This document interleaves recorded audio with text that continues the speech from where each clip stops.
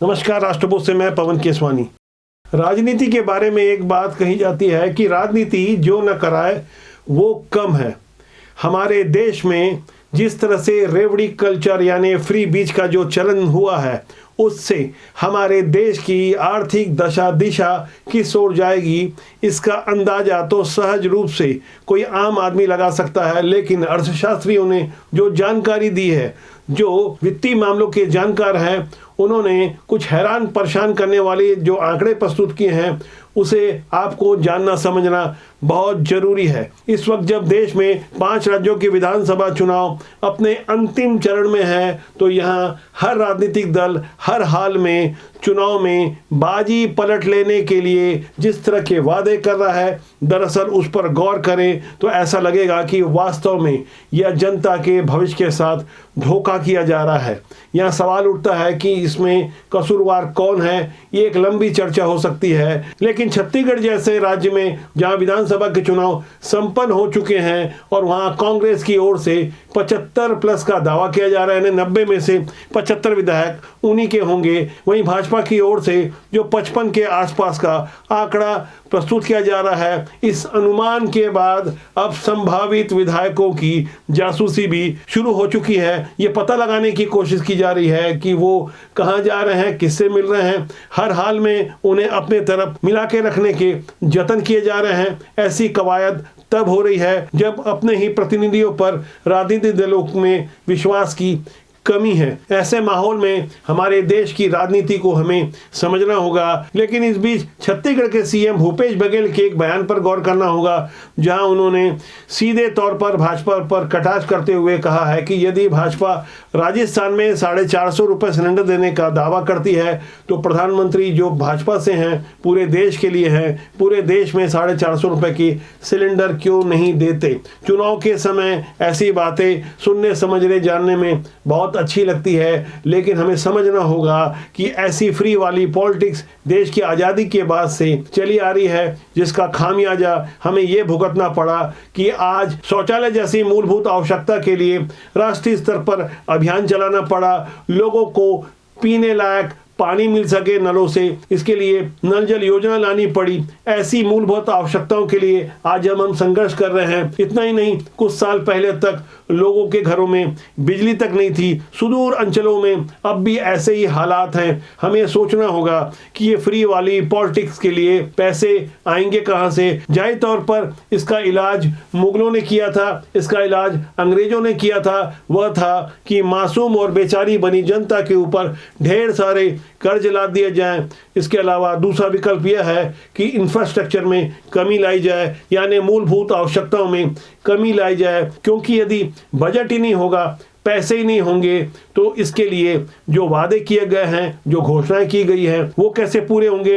यही कारण है, वादे जब पूरे नहीं होते तो हमारे नेताओं पर, राजनीतिक सिस्टम पर आम जनता का विश्वास उड़ जाता है। छत्तीसगढ़ को ध्यान में रखते हुए मैं ऐसे ही कुछ चुनावी वादों की तरफ आपका ध्यान आकर्षण करा रहा हूं, जो लगभग असंभव से नजर आ रहे हैं। क्योंकि छत्तीसगढ़ में करीब 1.25 लाख करोड़ का वार्षिक बजट होता है और हमारे नेताओं ने, राजनीतिक दलों ने जो घोषणाएं की है, वो घोषणाएं जो विधानसभा चुनाव के पहले की गई है, यदि वास्तव में उसे जमीन पर उतार लिया जाए तो 60 से 80 हजार करोड़ रुपए की व्यवस्था फ्री की रेवड़ी बांटने में खर्च करना पड़ेगा। यहाँ गौर करने वाली बात है, करीबन 89 हजार करोड़ का छत्तीसगढ़ में कर्जा है और 1.25 लाख करोड़ का बजट है। ऐसे में 70 से 80 हजार करोड़ रुपए कहां से लाए जाएंगे। यदि मैं बात कांग्रेस और भाजपा की योजनाओं की करूं, जो उनकी ओर से चुनावी घोषणाएं की गई थी, उस पर आपको भी गौर करना चाहिए।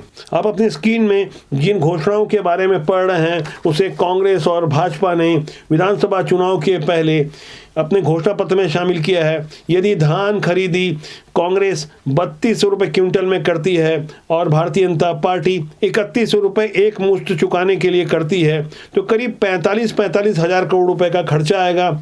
हो सकता है कांग्रेस का खर्चा कुछ इससे ज्यादा हो, जबकि किसान कर्ज माफी जैसा कांग्रेस ने घोषणा की है उसके विकल्प में भारतीय जनता पार्टी ने 2 साल का बोनस चुकाने की बात की है।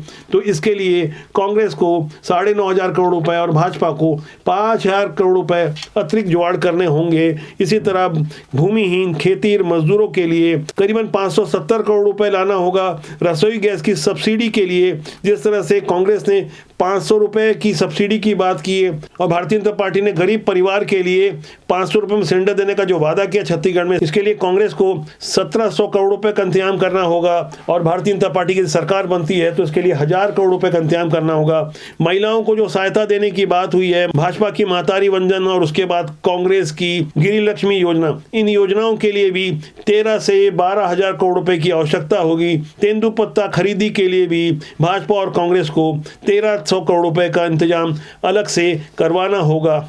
ये तो बात हुई चुनावी वादों की, लेकिन यहाँ गौर करना होगा कि छत्तीसगढ़ राज्य सरकार इस वक्त करीब 6,000 करोड़ रुपए का सालाना ब्याज दे रही है, यानी 500 करोड़ रुपए हर महीने ब्याज में दिए जा रहे हैं। ये तो बात पुरानी हो गई और यदि जो घोषणाएं की गई है उसे जमीन पर लाया जाता है तो उसके लिए पैसे कहाँ से आएंगे, इंतजाम कहाँ से होगा, यह गौर करने वाली बात है। और गौर करने वाली बात यह भी है कि छत्तीसगढ़ शासन का 1.25 लाख करोड़ का सालाना बजट है, जो चालू वित्तीय वर्ष यानी 2023-24 के मुख्य बजट में 1,21,500 करोड़ रुपए का इसमें प्रावधान किया गया है।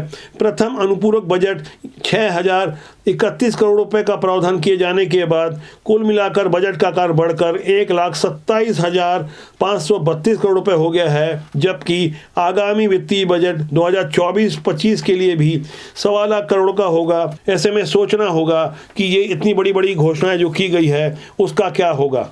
राज्य सरकार से जुड़े सूत्रों से जब हमने बात की तो कैमरे के सामने तो आकर वो कुछ कहने से इनकार करते रहे, लेकिन दावा उनकी ओर से किया गया कि नई घोषणाओं के लिए सिर्फ 30,000 करोड़ रुपए ज्यादा खर्च किए जाएंगे, जैसे कि कांग्रेस ने अपने घोषणा पत्र में जो वादे किए हैं, लेकिन जमीनी हकीकत इससे कहीं आगे होगी। इसे हमें समझना होगा कि घोषणा पत्र में कितने सारे वादे किए गए हैं जो व्यवहारिक रूप से फिलहाल संभव होते नजर नहीं आते, क्योंकि यदि ये वादे पूरे किए गए तो जाहिर तौर पर छत्तीसगढ़ का विकास ठप हो जाएगा, रुक जाएगा, या कहीं आसमान से ढेर सारे पैसे आने चाहिए। ये विषय मजाक का नहीं है, ये विषय कोरी कल्पना नहीं है। हमें सोचना होगा जिम्मेदार नागरिक के रूप में कि आखिर घोषणाओं में आगे क्या कुछ किया गया है। छत्तीसगढ़ विधानसभा चुनाव के दौरान प्रमुख राजनीतिक पार्टियों ने आम मतदाताओं को अपने पक्ष में करने के लिए मुफ्त की सुविधाएं व रेवड़ियां बांटने की घोषणा कर आम करदाताओं के पैसे को बर्बाद करने की पूरी तैयारी कर ली है।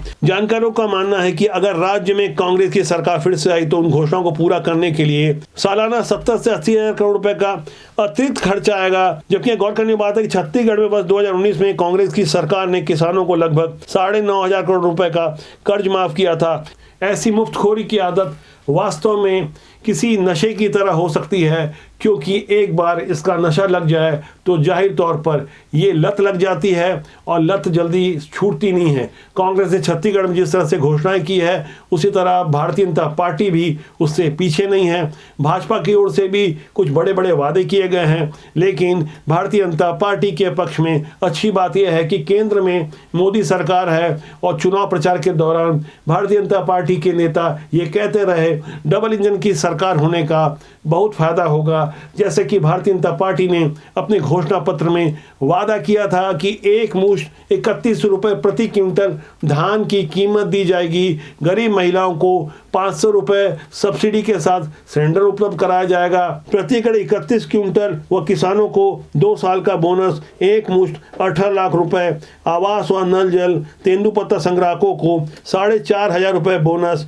व भूमिहीन खेती किसानों को 10,000 रुपए सालाना दिया जाएगा।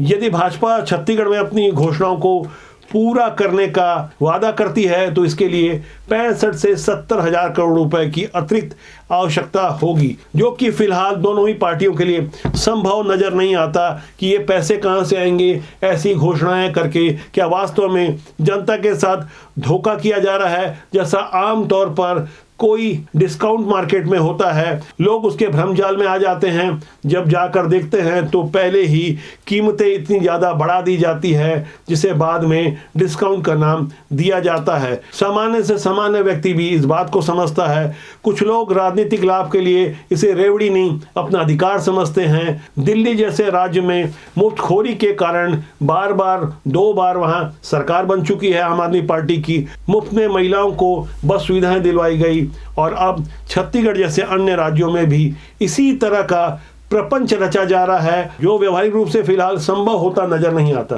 अपने पिछले कुछ वीडियो में हम लगातार इस बात का दावा करते रहे, बताते रहे कि सर्वे एजेंसियां किस तरह से काम कर रही है और किस तरह से छत्तीसगढ़ में भारतीय जनता पार्टी को पहले से कहीं ज़्यादा बढ़त मिलने की बात की जा रही है। उन दावों के साथ अनुमान शब्द जोड़ दिया जाता है, उन दावों के साथ एक आशंका जोड़ दी जाती है, क्योंकि खुले तौर से ऑन कैमरा या लिखित में कुछ भी बात नहीं कही जाती। एग्जिट पोल 30 नवंबर को आएंगे, उसके पहले लगातार सर्वे चल रहे हैं। आदमियों को पहचाना जा रहा है जो चुनाव लड़े थे, जो जीतने की संभावना रखते हैं। ऐसे लोगों के लिए कुछ खास रणनीतियां बनाई गई है।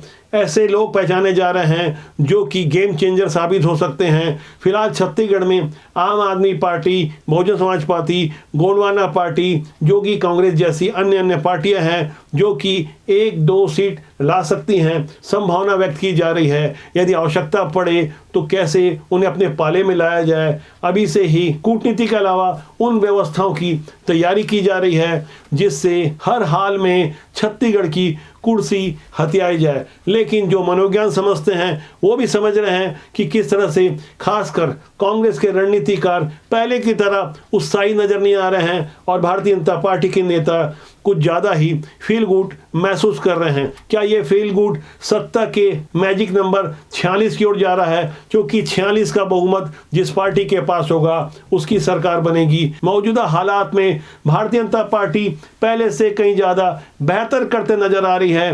कितना बेहतर कर रही है, कैसा बेहतर कर रही है, ये तो 3 दिसंबर को पता चल जाएगा। लेकिन हर दिन हमारे पास भी जो नए अपडेट्स आ रहे हैं, एक सीट का आकलन हो रहा है, एक संभावित विधायक को पहचाना जा रहा है। कई जगह जरूर कांटे का मुकाबला है, कई जगह बता पाना मुश्किल है, लेकिन जो साफ तौर पर नजर आ रहा है उसकी तैयारी चल रही है। ऐसी राजनीतिक उधेड़-बुन के बीच यूपी के प्रयागराज से एक ऐसी खबर आई जो हमें सोचने को मजबूर कर दी, जहां लौरेब हाशमी नामक एक 20 साल का युवक जो इंजीनियरिंग का छात्र था, वो अपने मजहबी नारे लगाते हुए हाथ में धारदार चॉपर लेकर अपने ही कॉलेज के कंडक्टर के ऊपर सिर्फ इसलिए हमला करता है क्योंकि उसका दावा है कि उसने उसके मजहब के खिलाफ में बोला है। किस तरह से उस युवक का ब्रेन वॉश किया गया होगा, इसे समझने के लिए आप इंटरनेट की दुनिया में उपलब्ध उसके वीडियो को देख सकते हैं। हम YouTube की कुछ गाइडलाइन के कारण वो वीडियो आपको दिखा नहीं पा रहे हैं। आप हमारे डिस्क्रिप्शन में या कमेंट में वो लिंक देख सकते हैं।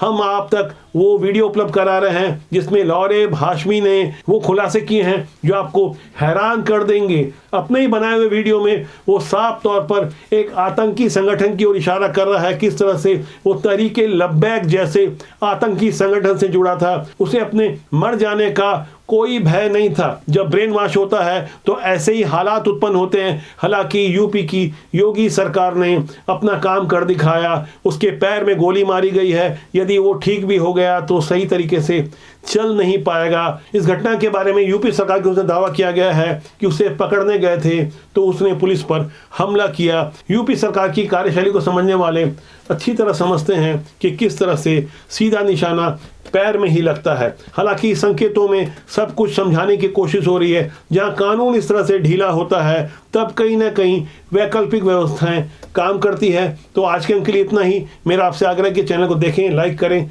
शेयर करें और राजनीति में अच्छे लोगों को पहचानें, क्योंकि राजनीति बुरी नहीं होती, उसमें काम करने लोग अच्छे या बुरे होते हैं। मेरी आपसे फिर जल्दी मुलाकात होगी। चैनल को सब्सक्राइब करना ना भूलें। नमस्कार।